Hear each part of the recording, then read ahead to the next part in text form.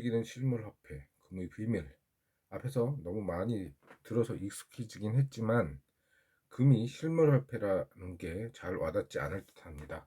일단 실물화폐는요, 어떤 교과서적으로 정의된 개념이라기보다는 종이화폐의 대척점에 존재하는 자산을 의미합니다. 그럼 종이화폐는 네, 달러와 엔, 유로 등 지금 우리가 쓰는 화폐를 의미하죠.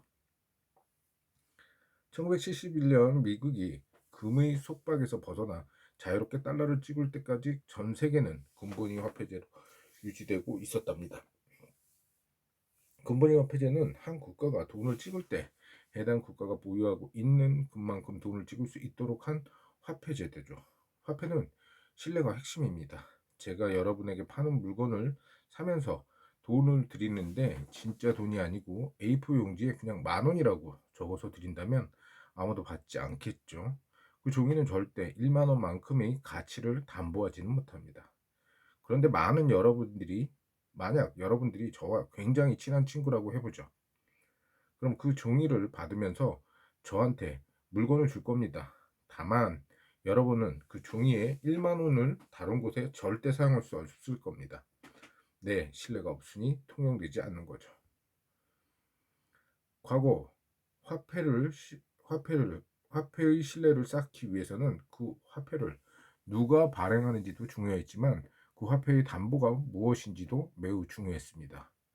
신뢰도가 높은 국가가 화폐를 발행하고 신용도가 높음에서도 그 화폐의 가치를 보증하기 위해서 금을 담보로 제시한다면 그 화폐를 가져오면 국가가 보유하고 있는 금을 언제든지 바꾸어 주겠다는 보증이 존재한다면 당연히 그 화폐의 신뢰도는 높아지겠죠. 그럼 사람들은 믿음을 갖고 그 화폐를 사용하게 될 것입니다. 보유하고 있는 금만큼 돈을 찍을 수 있다는 의미는 뒤집어 말하면 화폐 가치를 금이라는 담보로 보증하겠다라는 의미로 해석하게 됩니다. 그런데 지금은 금본위 화폐 제도를 적용하지 않고 있죠. 대신에 국가가 해당 국가의 신용을 담보로 화폐를 발행하고 있습니다. 그럼 과거에는 금 1온스에 35달러까지만 찍던 돈을 이제는 1온스에 수천 달러씩 찍을 수 있다는 의미겠죠. 자, 다시 35달러를 해당 국가 정부나 중앙은행에 가져가면 금 1온스를 준다고 합니다. 그럼 금 1온스의 가격은 35달러라는 의미겠죠. 만약에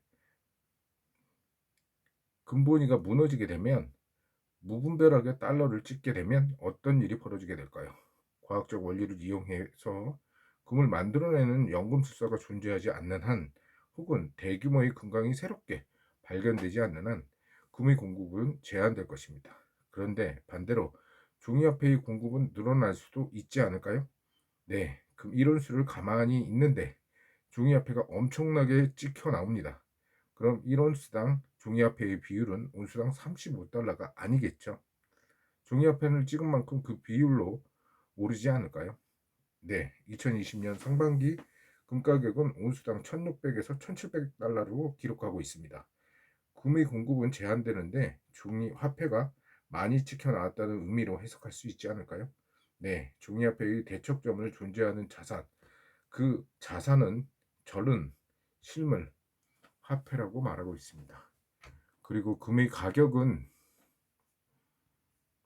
이런 실물 화폐의 특성에 의해 크게 좌우됩니다. 이 이야기는 돌려 말하면 종이 화폐의 공급이 상당히 영향을 받는다는 의미가 되겠죠. 잘 와닿지 않는다고요? 그럼 지금부터 금의 역사를 간단히 짚어보면서 부연 설명해 볼까 합니다. 금본위제의 탄생과 금 가격 상승의 역사, 금이 실물화폐로서 성격을 갖는다는 얘기에서 금이 과거에 화폐의 역할을 했던 당시 돌이켜볼 필요가 있겠습니다. 이 책이 화폐의 역사를 심도 있게 다루는 책은 아닌 관계로 아주 러프하게만 적어보겠습니다. 과거 종이화폐가 등장하기 이전 여러 물품들이 화폐로 쓰였다고 하죠. 나뭇가지, 돌, 조개 껍데기, 철, 구리 등도 화폐로 쓰였다고 합니다. 그러나 화폐로서의 기능을 위해서는 여러 사람들에게 두루 쓰일 수 있어야 하죠. 그럼 아무래도 마모가 잘 되지 않고 원형을 잘 보존하고 하고 있으며 내구성이 강해야 할 것입니다. 그리고 썩지 않아야 하겠죠. 가장 중요한 것은 희소 가치가 있어야 할 겁니다. 그냥 길바닥에 널려 있는 돌이 화폐로서의 기능을 하지 못하는 이유가 여기에 있습니다. 그렇지만 하나 더, 가치 있되 어느 정도의 어느 정도 구할 수 있어야 하는, 그러니까 일정 수준의 공급이 가능한 그런 물건이어야 화폐로서 기능을 할 수 있지 않을까요? 아, 복잡하네요. 그냥 내구성이 강하고 희소 가치가 있으면서 어느 정도 공급이 가능하고 그것이 화폐로서의 기능을 했을 겁니다. 딱 금하고 운이 떠오르지 않을까 생각합니다. 그렇게 금과 은은 다른 경쟁자들을 물리치고 전 세계의 화폐로서 자리 잡기 시작했죠. 그럼 어떻게 은은 화폐로서의 지위를 내려놓고 무너지게 되었는가 궁금해질 겁니다. 1980년대 초중반, 은은 금과 함께 실물화폐로서 지위를 확고히 하고 있었습니다. 이 둘이 동시에 화폐로 사용되는 제도를 금은복 본위화폐제도라고 했습니다. 당시에는 두 금속을 병행하는 화폐제도를 사용하면서 이 둘의 가치가 크게 바뀌는 것을 제어하기 위해서, 즉 화폐제도의 안정을 꾀하기 위해 금과 은의 가치를 1대 1.15로 고정되어 있었답니다. 법정은 금과 은의 교환 비율을 1대 15로 정한 거죠. 만약 금과 은의 수요와 공급에 의해 매일매일 가치가 변하게 되면 지금처럼 실시간으로 정보를 얻을 수 있는 것도 아닌데 거래에 상당한 문제가 발생하게 되겠죠. 만약 금의 공급이 크게 늘어서 금 가격이 급락하고 있다고 가정해 봅시다. 그럼 금 1g당 은 15g을 살 수 있다는 이 교환 비율을 바꾸어야겠죠. 금 1g당 가치가 떨어지는 만큼 이제는 금 1g은 은 10g 정도밖에 살 수 없어야 하는 것입니다. 그런데 저는 그 소식, 즉 금 가격이 떨어져서 다른 곳에서도 금 1g에서 1g으로 은 10g밖에 바꾸지 못한다는 것을 먼저 들어서 알고 있는데 다른 사람들은 아직 잘 모르고 있는 거죠. 1980년대 초반에 스마트폰으로 HTS를 볼 수 있는 것도 아니잖아요. 그럼 전 얼른 시장에 달려가서 최대한 가격이 떨어질 것 같은 금을 은으로 바꿀 겁니다. 예를 들어 금 100g을 갖고 있다면 모두 다 은으로 바꿔야죠. 아직 우리 동네에서 금 1g당 15g의 은을 주는 상황이니까요. 그럼 1500g의 은으로 바꿀 수 있겠죠. 그러다가 며칠이 지난 후 이 가격을 우리 동네에도 반영되기 시작합니다. 그럼 1g당 은 10g이 되는 거죠. 그럼 1500g의 은을 가져서 150g의 금으로 바꾸면 되겠죠. 저는 앉은 자리에서 약간의 빠른 소식을 들은 덕분에 50g의 금을 벌게 될 겁니다. 화폐의 가치가 계속해서 변동하게 되면 시장에서 이 화폐를 원활하게 사용하는 데 상당한 문제가 발생하게 됩니다. 그렇기에 당시에 미국에서는 금과 은의 비율을 1대 1.5로 고정해 버린 겁니다. 금과 은의 수요가 관계없이 법정으로 1대 1.5의 15의 비율을 유지하게 된 거죠. 그런데 말입니다. 이런 일이 벌어집니다. 우선 전 세계에서 은광이 많이 발견되면서 은의 공급이 늘어나게 된 거죠. 그럼 미국에서는 법정으로 금과 은의 가치가 1대 15로 되어 있는데 다른 나라에서는 이미 은 가치가 크게 떨어지면 금과 은의 가치가 1대 30이 되어버리는 겁니다. 그게 뭐 어째서요? 라고 생각하면 오산입니다. 미국에서 사는 게 오르, 사는 게으르지만 영악한 홍길동이라는 투기꾼이 있다고 가정합니다. 그런데 이 소식을 들은 거죠. 미국에서 금과 은이 1대 15지만 영국에서는 은은 1대 30이다 라는 겁니다. 그럼 홍길동은 부수수 자리에서 일어납니다. 그리고 집에 있는 은 15g을 꺼내죠. 그런 다음 은행에 갑니다. 은행에서는 은 15g을 내밀고 금 1g을 받죠. 그런 다음 배를 탑니다. 영국에 가는 거죠. 영국 은행을 방문해서 거기서 금 1g을 내밀죠. 당연히 30g을 받을 겁니다. 그런 다음 바로 다시 미국으로 돌아오는 거, 배를 탑니다. 그러면 미국에서 오자마자 집에 은 15g이 보관해 두고 남은 15g을 갖고 미국 은행으로 찾아가서 거기서 1g의 금을 받습니다. 그리고 또 배를 타죠. 영국에 가서 은 30g을 받습니다. 그리고 배를 타고 은 15g을 집에 두고 미국 은행으로 와서 다시 1g을 받고 또 배를 타고 또 배를 타고 집에 들렀다가 배를 타고 이런 일을 반복합니다. 홍길동은 미친 것일까요? 평생 저렇게 배를 타고 미국과 영국을 오가면 홍길동은 상당한 부를 쌓을 수 있을 겁니다. 여기서 설마 순진하게 뱃삭이 더 많이 나오지 않느냐는 질문을 하는 분은 없겠죠. 1g이면 미친 짓이겠지만 금 1톤이라면 뱃삭은 의미 없는 얘기가 될 겁니다. 자, 그럼 홍길동 같은 사람들이 한두 명일까요? 여러 명이 있을까요? 당연히 많을 겁니다.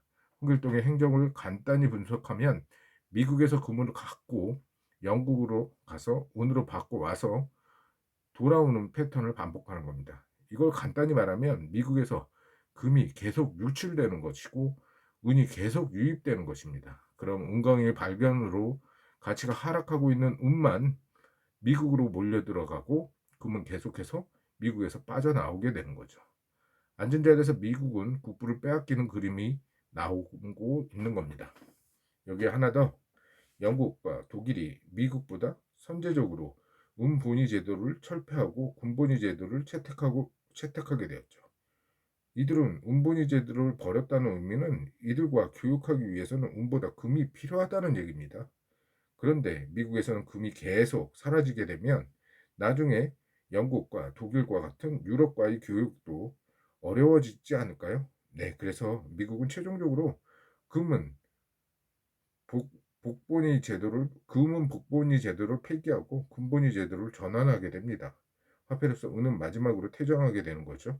그렇게 1990년대 들어서 금은 마지막 경쟁자인 은을 퇴장시키고 실물화폐로서 지위를 공고히 하게 되죠.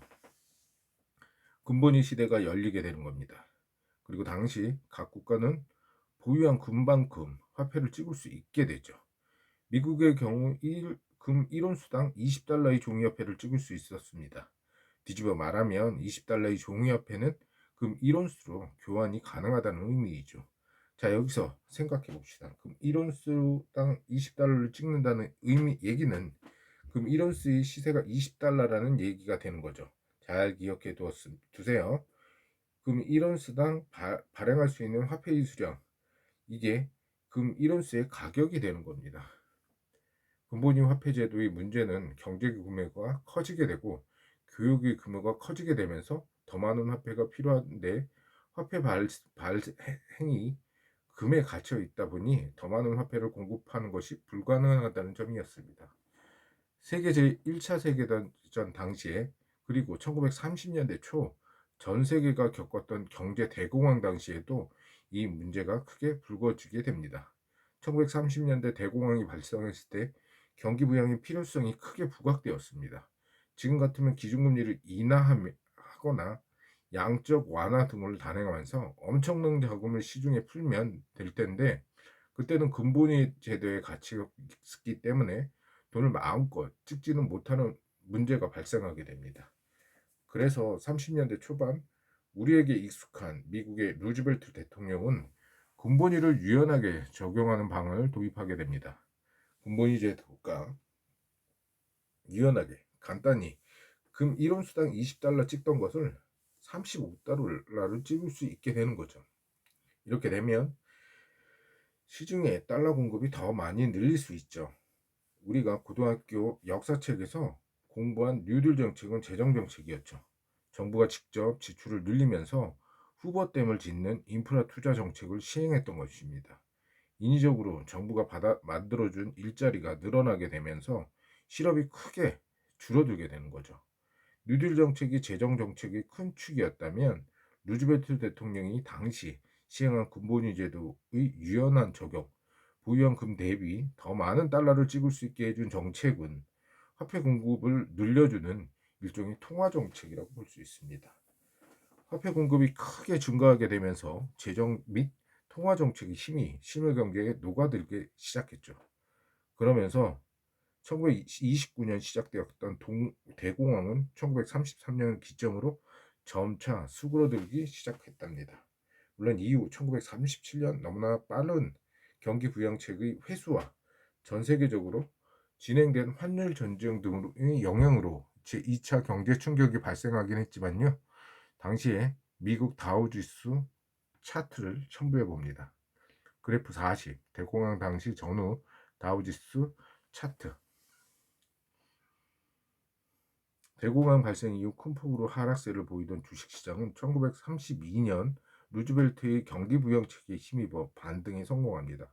당시 경기부양책은 금 1온수당 공급할 수 있는 달러를 늘리는 정책이 뉴질리 형태과 함께 대공황 이후 충격 극복에 큰 역할을 하게 되죠. 잘 알다시피 2차 세계대전은 유럽과 아시아 태평양 지역에서 격렬하게 진행되었답니다. 미국 본토는 타격을 받지 않았죠. 당시 미국이 무기 제조의 판매를 통해서 상당한 외화를 벌어들였답니다. 돈이 없는 유럽 국가들은 미국으로부터 돈을 빌려서 그 돈으로 미국 물건을 사들였죠. 그럼 미국 입장에서는 대외 국가에 대한 채권도 많이 확보할 수 있을 뿐만 아니라 상당한 무역 흑자를 기록하게 되었을 겁니다. 그리고 무역을 통해서 다른 나라의 화폐뿐만 아니라 그 나라의 보유한 금도 많이 가져왔죠. 미국이 전 세계 금의 상당량을 보유하게 됩니다. 이를 바탕으로 제2차 세계대전 종전 직전인 1944년 브레튼 우주체제가 시작된 거죠. 브레튼 우주체제는 금 1온수당 35달러를 찍을 수 있도록 법정으로 금 대비 달러 가치를 고정하는 정책이었습니다. 그리고 전 세계 화폐 가치 역시 달러에 고정시켜 버립니다. 금 1온수당 35달러로 고정이고 달러화에 대해서 각국의 통화 가치가 고정되어 있는 이른바 전 세계적인 고정환율 제도가 시작되는 것이라고 할 수 있죠. 자, 그럼 여기까지 정리하고 갑니다. 이제 금 1온수당 35달러를 찍을 수 있으니 금 1온수당 가치는 35달러로 고정됩니다. 그럼 금 1온수당 35달러로 고정이다라는 말을 했는데 어디서 많이 들어본 것 같은 느낌이 듭니다. 혹시 앞에서 금과 은의 비율이 1대 10으로 고정되어 있다는 말을 했던 것을 기억나나요? 네, 그러니까요. 은의 공급이 더 크게 늘어나게 되면서 금이 상대적으로 고평가되었다는 얘기. 결국 화폐의 질서가 크게 흔들리면서 운이 퇴장하게 되었다는 얘기가 기억날 겁니다. 이 얘기를 염두에 두면서 그를 이어가 보죠. 브레트 우주 체제가 지향하는 것처럼 달러가 전 세계의 기준이 되는 기준 통화 혹은 기축 통화가 되기 위해서는 전 세계적으로 달러가 많이 통용되어야 합니다. 그리고 단순히 수량의 문제도 있지만 전 세계로 달러가 통용되면서 달러가 미국을 벗어나 해외로 풀려나가야 할 겁니다. 해외로 자금이 풀려나가려면 미국이 다른 나라의 국가에 무상으로 원조해 주거나 다른 나라에 투자를 늘리거나 혹은 다른 나라의 물건을 사주면서 무역 적자를 기록해야 할 겁니다. 정리하면 전 세계에서 통용되기 위해선 달러의 공급이 크게 늘려야 하고 이를 위해선 미국은 상당한 무역 적자를 감수해야 할 겁니다. 그런데 자국 통화 공급을 마구 늘리고 무역 적자도 상당한 국가 통화를 바라보는 해외 투자자들의 기분은 어떨까요? 한국이 장기적으로 무역 적자를 기록하고 있고 원화도 마구잡이로 공급한다고 해보죠. 그럼 원화에 대한 신뢰가 무너지면서 원화를 보유하는 투자자들은 남아있지 않겠죠. 미국 역시 마찬가지입니다. 달러를 전 세계 기축통화로 만들기 위해서는 달러의 공급을 늘리게 되니 오히려 달러의 신뢰가 무너지기 시작하는 거죠. 그래서 앞서 이야기한 그 문제가 시작됩니다. 그럼 이런 수당 35달러까지 찍을 수 있는데 더 많이 달러가 찍혀 나간 거죠. 금은 그대로 있는데 달러 공급이 늘어나게 됩니다. 마치 앞에서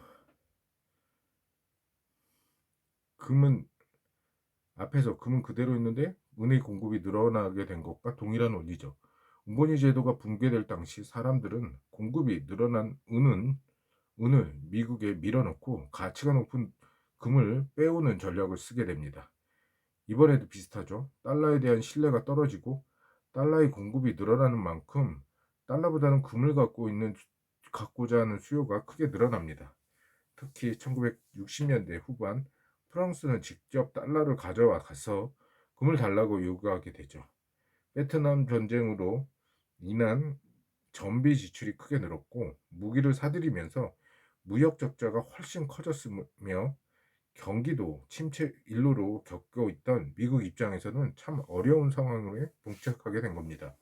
프랑스에 금을 넘겨주게 되면 미국 내 금이 더 많이 줄어들게 되죠. 그럼 금이 줄어든 만큼 찍어낼 수 있는 달러도 제한될 것입니다. 그냥 찍어내면 되지 뭐가 문제냐고요? 이런 상황에서 달러를 계속 찍으면 달러의 가치가 다 떨어지게 될 테니 해외 투자자들이 모두 몰려와서 달러를 주면서 금을 더 빼가려고 하겠죠. 미국 입장에선 가뜩이나 경기 침체로 인해 어려운 상황에서 금이 부족하니 달러를 추가로 찍을 수 없는 겁니다. 그럼 미국의 경기 둔화가 더 심각해지겠죠. 당시 미국 대통령이었던 닉슨은 1972년 8월 15일 오랫동안 이어져 오던 금본위 화폐 제도를 철폐하게 되죠. 우리는 이를 닉슨 쇼크라고 기억합니다. 1온수당 35달러만 찍을 수 있었던 브레튼 우주 기본 전제를 사라지게 되고 미국은 금과 관계없이 자유롭게 달러를 공급을 늘릴 수 있게 되는 거죠. 달러라는 종이화폐가 금의 속박에서 벗어나게 되는 겁니다. 이와 함께 미국은 달러 공급을 크게 늘리면서 경기 부양에 나서게 되겠죠. 그럼 이런 수당 35달러만 찍을 수 있다가 200달러, 300달러, 500달러, 600달러도 찍게 되었겠죠. 이를 뒤집어 말하면 금 1원 수당 가격이 35달러에서 500달러, 600달러로 올라갔다고 해석할 수 있습니다. 네, 1979년 어느 날 금 가격은 온수당 600달러를 넘어서게 되었죠. 아울러 달러가 풀려나오게 되면서 화폐의 가치가 크게 하락하게 되죠. 화폐의 가치 하락은 반대로 뒤집으면 재화의 가치 상승을 의미합니다. 재화의 가치 상승은 우리가 고상한 표현으로는 인플레이션이라고 하죠.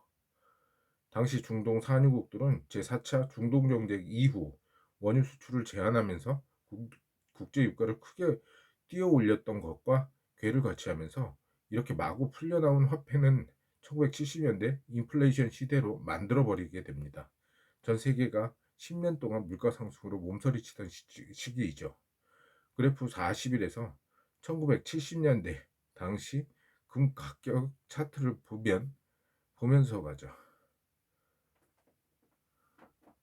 금 가격 장기 차트 2000년 이후 시작된 FED의 금리 인하 사이클과 금융위기 당시 양적 완화 정책 도입하면서 달러의 유동성 공급이 늘어나게 되자 금 가격 역시 큰 폭으로 상승세를 나타내게 됩니다. 이렇게 상승했던 금 가격은 2000년대에 들어와서 다시 한번 상승의 흐름을 타게 됩니다. 2001년 9월 9.11 테러 이후 당시 FED 의장이었던 그린스펀은 미국 기준금리를 1%까지 낮추면서 시중의 달러 공급을 늘리게 되죠. 달러 공급이 늘어나면서 금의 가격은 지속적으로 상승하는 모습을 보이게 되죠. 그러다가 전 세계는 2008년 글로벌 금융위기를 맞게 되고 마치 1930년대 대공황 당시처럼 글로벌 금융위기를 타개하기 위해서 FED는 이른바 양적 완화를 단행하게 되죠. 금리를 제로까지 인하한 이후 2009년 3월까지 본격적인 양적 완화에 돌입하면서 엄청난 규모의 달러를 시중에 공급하게 됩니다. 그럼 이런 수단 그대로 있었습니다. 금 이런 수단 그대로 있었습니다. 금의 공급이 크게 늘어난 일은 없죠. 반면 양적 완화라는 프로그램을 통해 시중에 달러의 공급이 크게 증가합니다. 그럼 이런 수당 1000달러, 1200달러, 1500달러, 그리고 2011년 하반기 어느 날에는 달러 공급이 더 늘면서 온수당 1900달러를 넘어서게 되었죠. 네, 그래프 42에서 금 가격 차트를 보면서 흐름을 다시 한번 살펴보죠. 이렇게 들으면 금 가격은 계속 오르는 것 같은 느낌을 받을 겁니다. 그런데 좀 이상하죠? 지금 금 가격이 보니까 최근에 꽤 많이 올랐다는 얘기를 들은 것 같은데 2020년 5월 현재 1온수당 1700달러 수준입니다. 엥? 이미 2011년 어느 날 온수당 1900달러를 넘었다고 하는데 어떻게 지금은 온수당 1700달러가 될 수 있죠. 당혹감이 몰려올 겁니다. 그리고 앞부분에서 1980년대나 2008년도 그리고 2015년에서 2016년 말하면서 금 가격이 하락했던 실제 사례를 보여주었던 바가 있습니다. 네, 지금까지 금의 역사는 금의 가격이 오르던 시기를 중심으로 설명했던 거죠. 그리고 금 가격이 오르는 가장 큰 이유는 종이화폐의 공급의 증가, 즉 달러 공급의 증가해서 답을 찾았습니다. 그럼 지금 의구심을 제기하는 그 시기들, 즉 금 가격이 하락했던 시기에는 어떤 일이 있었던 것일까요? 금은 가만히 있는데 달러의 공급이 늘면 금의 가격은 오른다는 말을 했죠. 반대로 금은 가만히 있는데 달러의 공급이 줄어들게 되면 금 가격은 떨어지게 되죠. 이제부터는 미국 달러의 공급을 줄였던 역사를 읊어보겠습니다. 1980년대로 돌아갑니다. 달러 수요에 따라서 달라지는 금의 가격. 1980년대 초반 미국의 FED 의장 폴 볼카가 임명됩니다. 이분의 별명은 인플레이션 파이터였답니다. 당시 전 세계 경제를 짓누르던 이슈는 1970년대부터 이어진 인플레이션이었죠. 닉슨 쇼크로 인한 달러 공급이 증가와 중동 산유국들이 원유 수출 중단은 인플레이션을 자극했던 강한 촉매제였습니다. 지금이야 디플레이션이 두렵고 인플레이션은 찾아오기 어려운 무언가라는 인식이 강하지만 당시에는 인플레이션이 그야말로 전 세계 중앙은행이 극복해야 할 가장 큰 과제였습니다. 경기가 좋지 않은 상태에서 물가가 뛰게 되면 사람들의 소비를 짓누르게 됩니다. 기업이 제조 원가는 높아져만 가는데 물가 상승으로 소비자의 수요가 위축되면 당연히 기업이 마진이 줄어들게 되면서 기업 경기 역시 나락으로 떨어질 수밖에 없겠죠. 그것도 단순히 1, 2년 단기로 이어지는 인플레이션이 아니라 1970년대에 들어 10년간 이어지는 인플레이션이라면요. 그래서 당시 새롭게 임명된 볼카 의장은 인플레이션을 잡기 위해서 결연한 의지를 표명합니다. 그리고 경기 침체를 감수하면서 인플레이션 사냥에 나서게 되겠죠. 볼카 의장은 당시 시중 통화량을 급격히 줄여버립니다. 시중에 돈이 부족하게 되면 돈의 값인 금리가 상승할 수밖에 없겠죠. 당시 미국의 기준금리가 18%까지 올라가게 됩니다.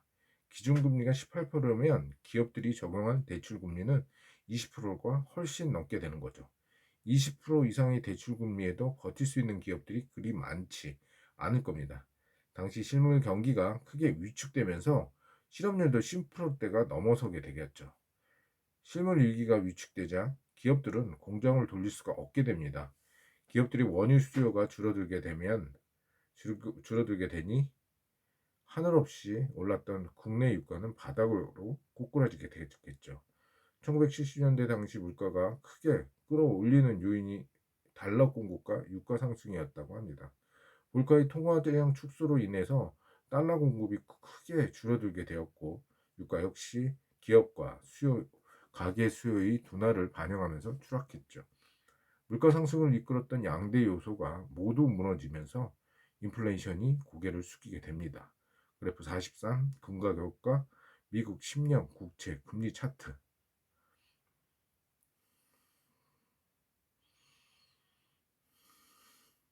1980년대 인플레이션을 잡기 위해 시작한 FED의 달러 긴축 정책은 전반적인 미국 금리를 큰 폭으로 밀어올리게 되죠.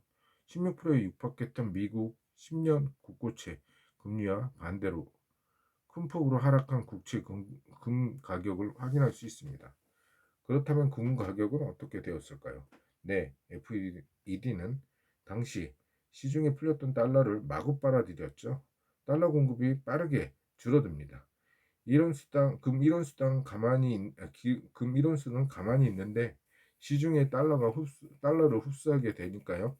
금 이론 수당 달러 공급량은 600달러에서 500달러, 400달러, 300달러로 계속 줄어드는 그림이 나오지 않을까요? 금 1온스당 풀려나온 달러의 수령이 줄어든다는 거죠. 달러 대비 금 가격이 하락을 의미하겠죠. 네, 금 가격이 이때 크게 흔들리게 됩니다. 당시 인플레이션을 잡느라 기업들이 도산까지 감소했던 볼커의 정책은 사후적으로 보면 상당히 긍정적인 효과를 낳았죠.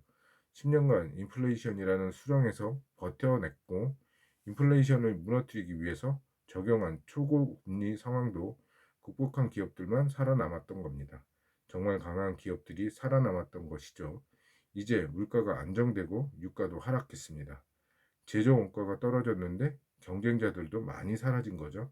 그럼 이제 살아남은 우량 기업들이 리그가 시작되는 것 아닐까요? 네, 1980년대 중반부터 미국 경기는 빠르게 개선되기 시작합니다. 그리고 미국 경기 회복은 1990년대 IT 버블 붐과 맞물려서 끝도 없이 이어집니다. 1990년대 초부터 2000년대까지 미국 성장세는 지속적으로 유지되기 시작했답니다. 금 가격 변화 추이. 앞의 그래프 42에서 2000년 이후 화려한 상승세를 보이는 금 가격을 확인할 수 있죠. 반면 그 이전 1900년대 말까지 그래프 43에서 봤던 1980년대 초반 시작에서 지속적인 금 가격 하락이 이어졌습니다. 1970년대 화려한 상승을 했던 금 가격이 암흑기라고 할 수 있죠. 미국 경기가 양호합니다. 전 세계에서 독보적인 성장이 나오고 있는 거죠. 그럼 굳이 미국 FED가 양적 완화니 금리 인하니 하면서 경기 부양을 위해 달러 공급을 늘려야 할 어떠한 이유도 없지 않을까요? 오히려 강한 성장세가 나타나면서 미국 달러화에 대한 수요가 늘어나게 됩니다. 금 1온수당 500달러. 이 의미이죠. 금 1온수당의 가치가 500달러의 가치가 동일하다는 것을 의미하게 됩니다. 그런데 전 세계적으로 미국 경기가 워낙 강하니 미국 자산을 사려는 수요가 늘어나게 되겠죠. 미국 자산을 살리기 위해서 달러가 필요했을 겁니다. 달러에 대한 수요가 늘어나니 당연히 달러와도 초강세를 보이지 않을까요? 네, 달러 가치가 크게 오르게 됩니다. 그럼 500달러의 가치도 올라가게 되겠죠.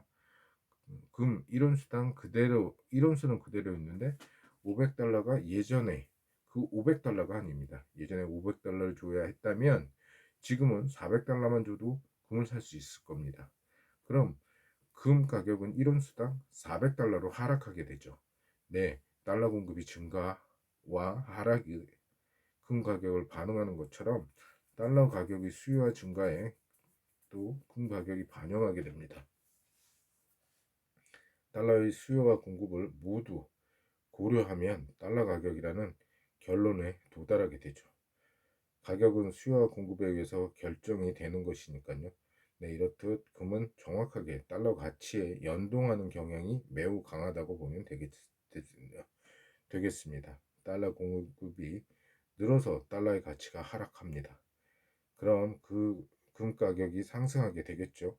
달러 가격에 대한 신뢰가 바닥으로 떨어져서 달러 가치가 하락합니다. 그럼 당연히 금 가격이 상승할 겁니다. 반대 케이스도 마찬가지겠죠.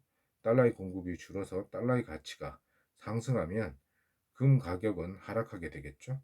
또한 미국 경기가 독보적인 성장세를 보이면서 미국 달러 가치가 달러에 대한 수요가 늘어나게 되면 달러의 가치가 오르게 되고 이는 금 가격에는 악재로 작용하게 되는 겁니다. 실물 화폐로서 금후에서 볼 때 종이화폐의 대표인 과거의 금과 경쟁했던 달러화의 가치 변화에 주목할 필요가 있는 겁니다. 폴 포커가 강한 통화 긴축 정책과 이후 나타난 IT 버블에 기반한 미국 경제의 독보적인 성장. 이 시기에 금 가격은 그야말로 암흑기를 지나게 되죠. 당시 차트를 보면 어떤 흐름이 나타나고 있는 건지 이해가 팍 될 겁니다.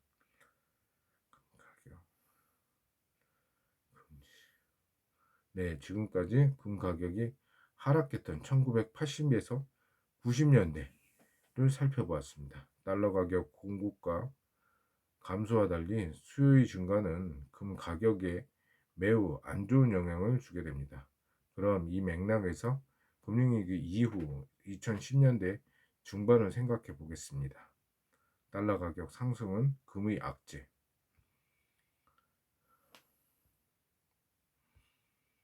가운데 점선 박스가 보이죠? 2013년 상반기 당시 FED 의장이었던 버냉키는 미국 경기의 개선세가 확연해지는 만큼 금리 인상을 비롯한 이른바 출구 전략의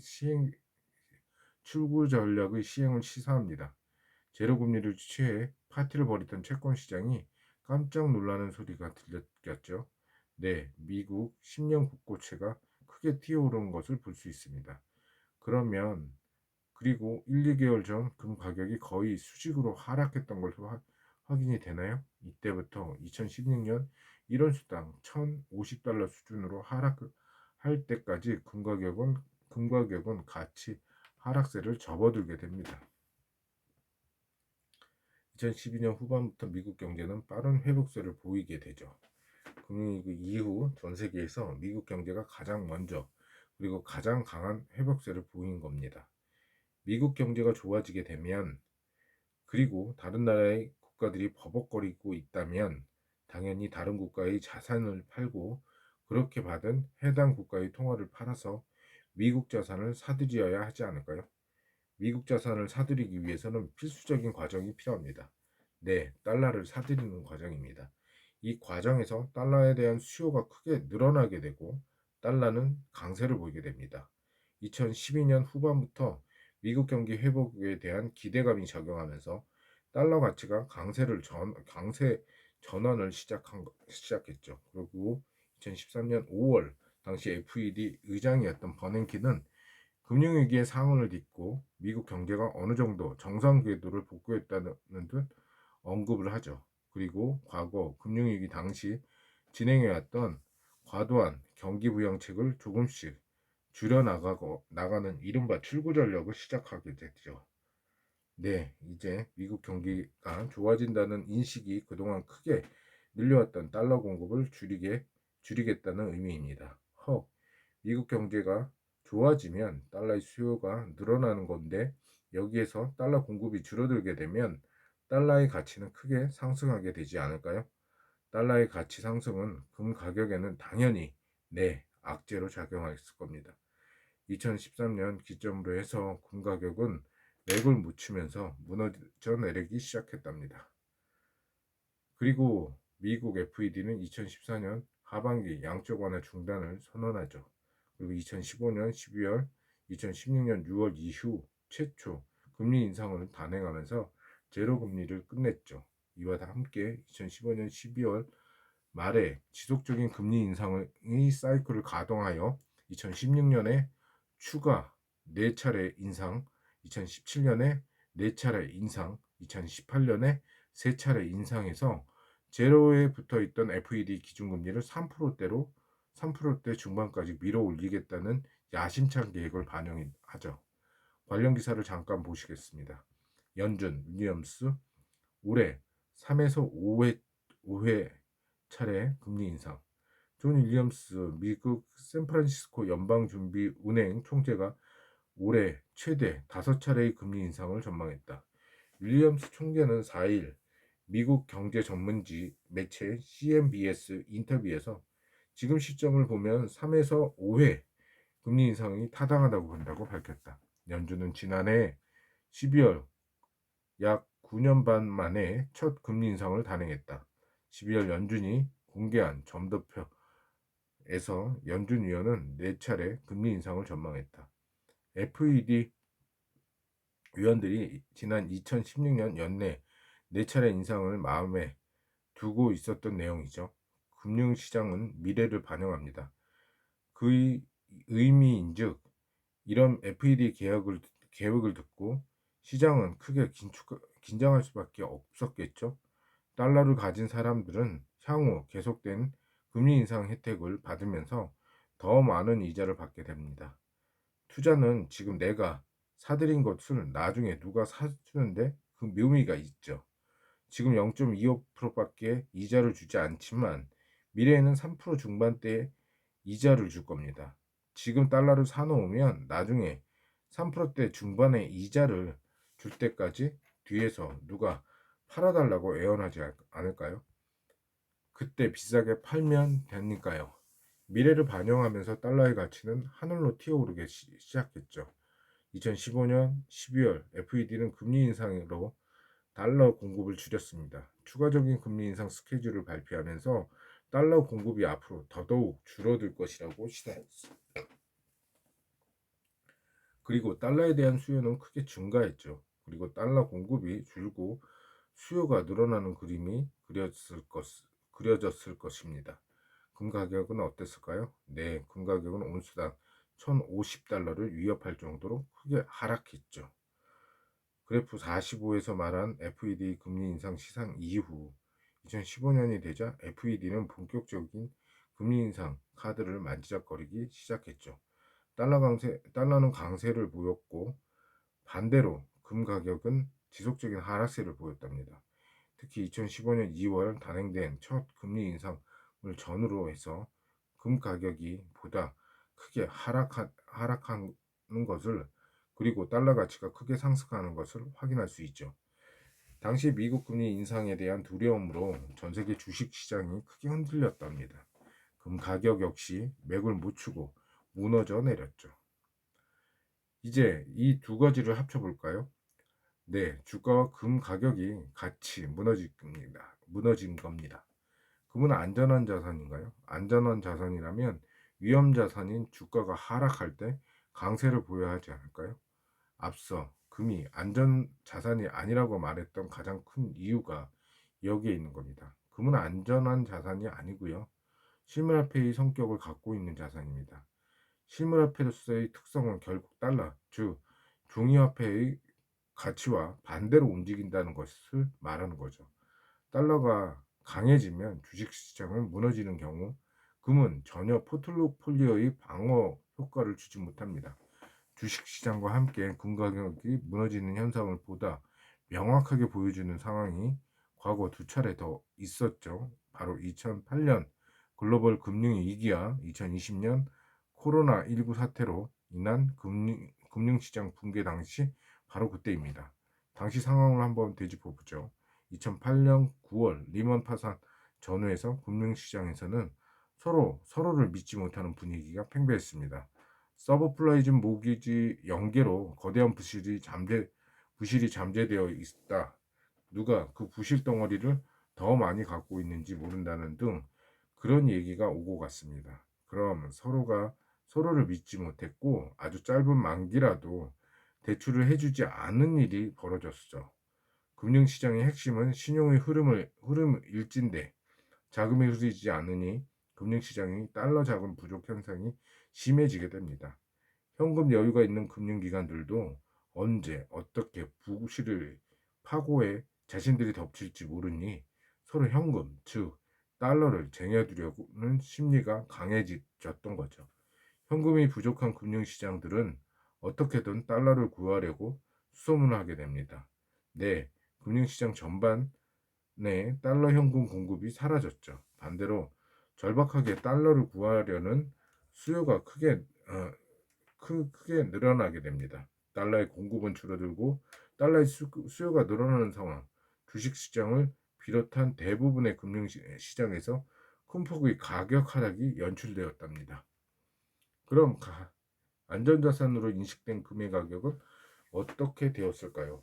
네, 달러 가치의 상승으로 영향으로 큰 폭으로 흔들리게 되었습니다. 글로벌 금융위기 당시 금 가격 역시 일시적으로나마 큰 폭의 흔들림을 보였던 바 있습니다.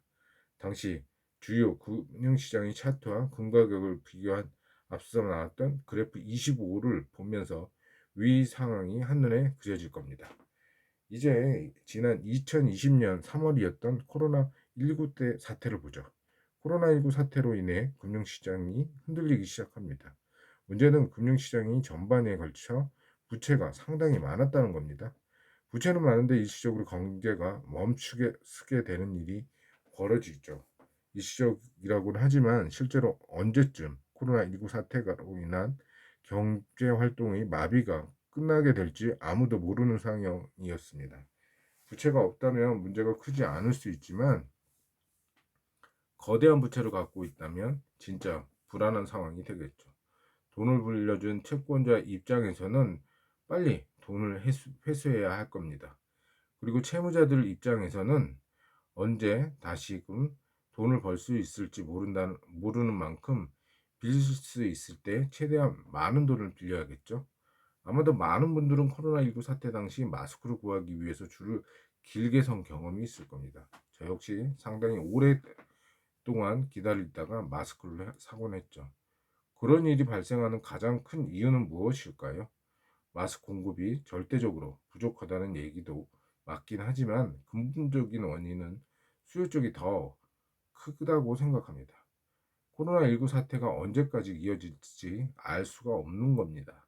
그럼 언제까지 얼마나 많은 마스크를 써야 할지 알 수 없는 거죠.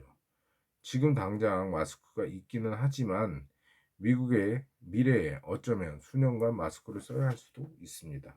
그런데 상황이 돌아가다 보니 마스크를 구하기가 만만치 않은 거죠. 그럼 당장 쓸 수 있는 마스크가 있더라도 불확실한 미래에 써야 할 마스크는 경쟁적으로 사려는 수요가 생겨납니다. 당장의 수요는 충족할 수 있는 공급이 있지만 언제가 될지 모르는 미래의 불확실성한 수요까지 지금 앞당겨 오게 되니 시중에는 마스크를 사기 위해서 긴 줄을 서게 되는 거죠. 그리고 긴 줄을 서고 있음에도 불구하고 마스크를 구하지 못하거나 마스크를 사려고 고생하는 다른 사람들의 모습을 보면서 확신을 하게 됩니다. 지금 어떻게든 마스크를 구해 두어야 할 것이라고요. 여기에 마스크를 달러 현금으로 바꾸어 보죠. 사태가 얼마나 이어질지 모릅니다. 모두의 대출이 많다는 것을 알고 있고 다들 대출을 회수하려고 하지 대출을 더해주려고 하지 않습니다.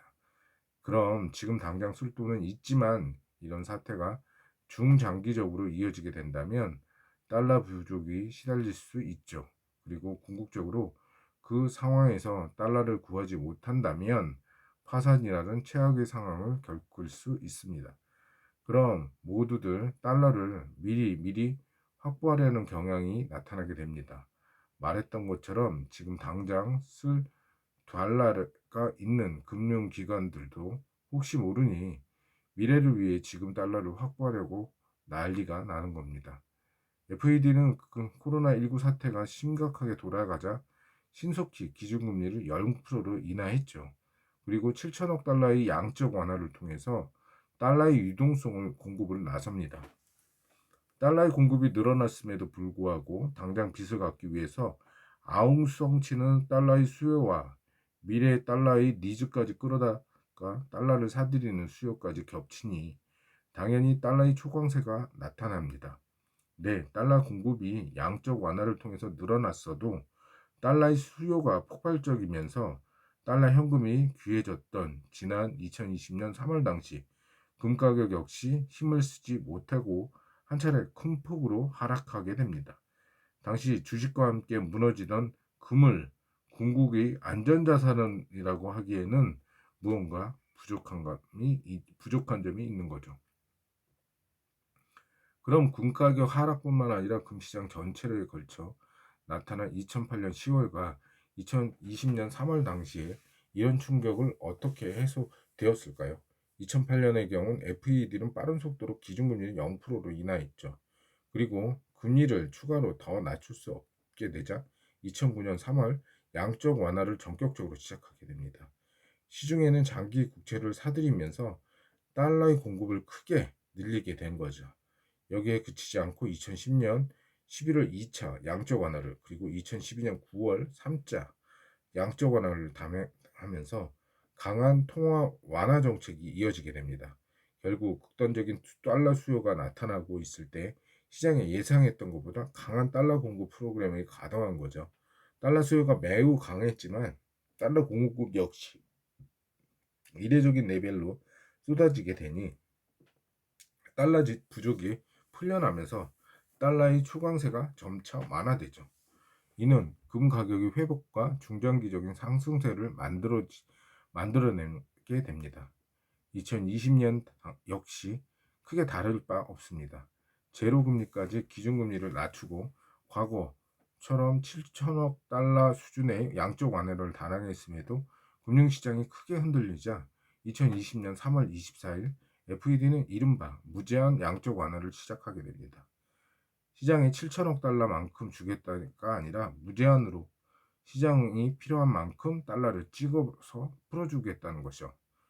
미국 무한대로 달러 풀어 코로나 경색을 맞서다. 시장이 극단적인 수요가 완화될 때까지 달러 공급을 늘리겠다는 강한 의지 표명에 그리고 이어지는 각종 후속 대책에 금융시장의 달러 경색이 풀리기 시작합니다. 달러 공급이 늘어나게 되면서 극단적인 달러 수요가 어느 정도 충족이 되자 달러 강세 역시 수그러지게 되죠. 달러 강세에 일시적으로 짓눌려 있던 금 가격 역시 큰 폭으로 반등하게 나서게 되면서 온수당 1,500달러를 하회하던 금 가격이 다시금 온수당 1,700달러 수준으로 빠르게 되돌려졌습니다.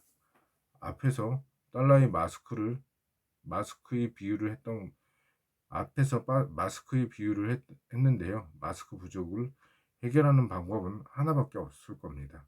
오래 기다리더라도 기다리면서 적게나마 마스크를 얻을 수 있다는 믿음을 심어주는 겁니다.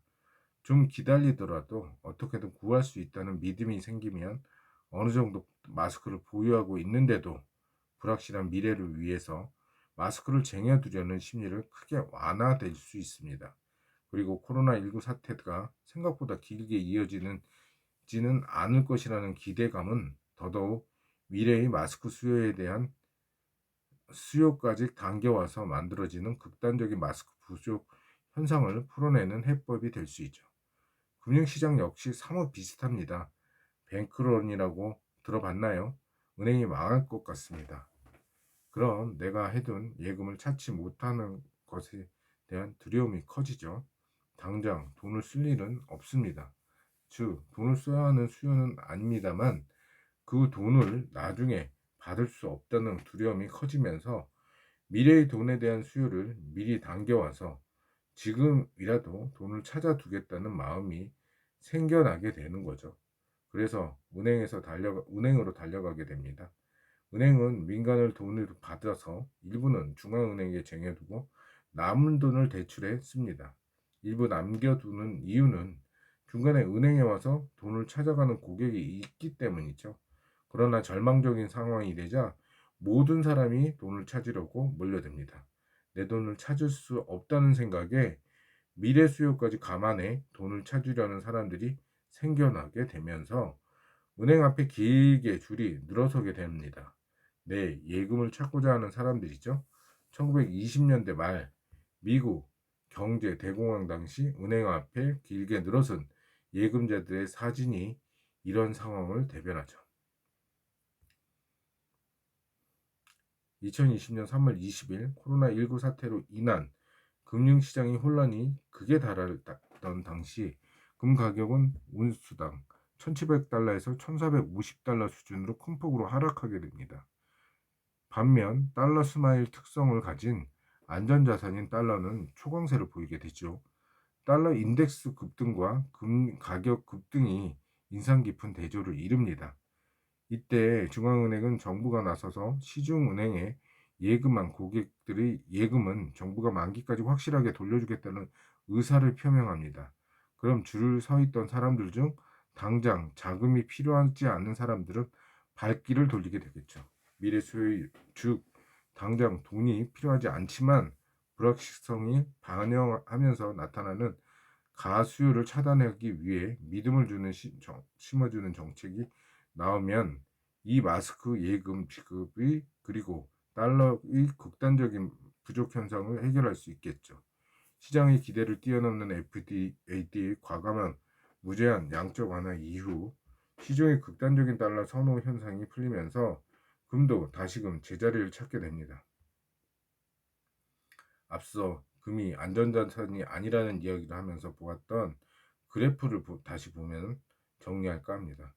극단의 달러 부족이 나타났던 그리고 무제한 양적 완화로 심각했던 달러 부족 현상이 어느 정도 완화되었던 2020년 3월 당시 금융시장의 흐름을 나타냈던 차트를 보면서 주식, 금 가격을 함께 비교해 보죠.